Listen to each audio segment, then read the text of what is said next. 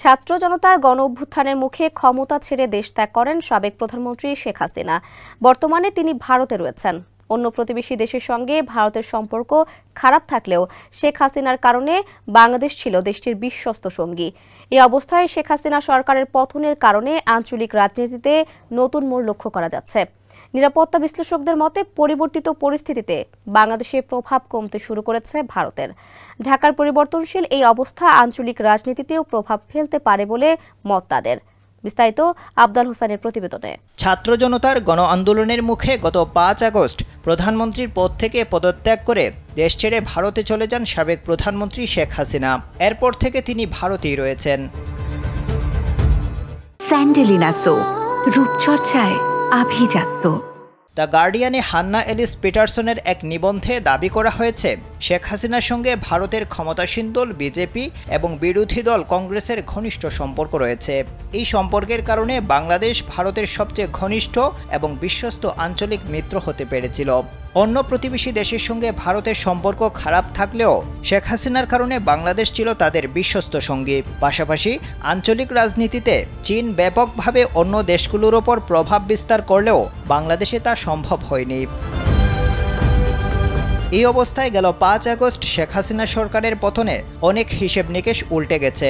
এ বিষয়ে India's grip on Bangladesh is slipping, no longer a power in regional politics শিরোনামে শ্রীলঙ্কা গার্ডিয়ানে একটি নিবন্ধ লিখেছেন সেন্টার ফর অল্টারনেটিভস বাংলাদেশের নির্বাহী পরিচালক এবং ঢাকা বিশ্ববিদ্যালয়ের আন্তর্জাতিক সম্পর্ক বিভাগের অবসরপ্রাপ্ত অধ্যাপক ডক্টর ইমতিয়াজ আহমেদ। তিনি মালয়েশিয়ার টেরলস ইউনিভার্সিটির ভিজিটিং প্রফেসরও।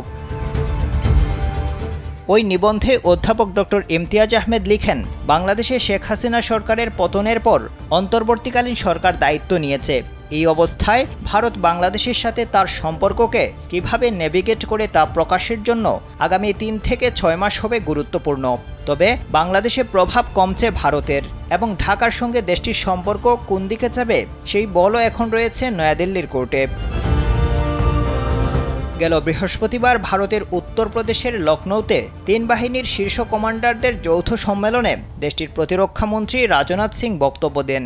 সেখানে তিনি বলেন, ভারত শান্তিপ্রিয় দেশ। শান্তি রক্ষার জন্য ভারতের সশস্ত্র বাহিনীকে যুদ্ধের জন্য প্রস্তুত থাকতে হবে। তিনি বক্তব্যে গণ অভ্যুত্থান পরবর্তী বাংলাদেশের বর্তমান পরিস্থিতির বিষয়ে বলতে গিয়ে রাশিয়া ইউক্রেন যুদ্ধ ও হামাস ইসরায়েলের প্রসঙ্গ টেনেছেন।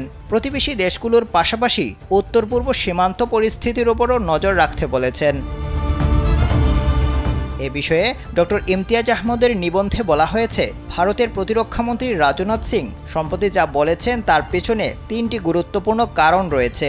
প্রথমত, তিনি ঘরোয়া নির্বাচনী এলাকায় ভাষণ দিতে চেয়েছিলেন এবং ভারতীয় জনগণকে আশ্বস্ত করতে চেয়েছিলেন। তিনি তার বক্তব্যে উল্লেখ করেছেন, ভারতকে অপ্রত্যাশিত কিছু মোকাবেলা করতে হবে। তার এই অপ্রত্যাশিত শব্দটি থেকে স্পষ্ট বোঝা যায় তিনি মূলত বাংলাদেশের সাম্প্রতিক পট পরিবর্তনকে বোঝাতে চেয়েছেন, যেটাকে ভারতের জন্য বড় ধাক্কা হিসাবে দেখা হচ্ছে।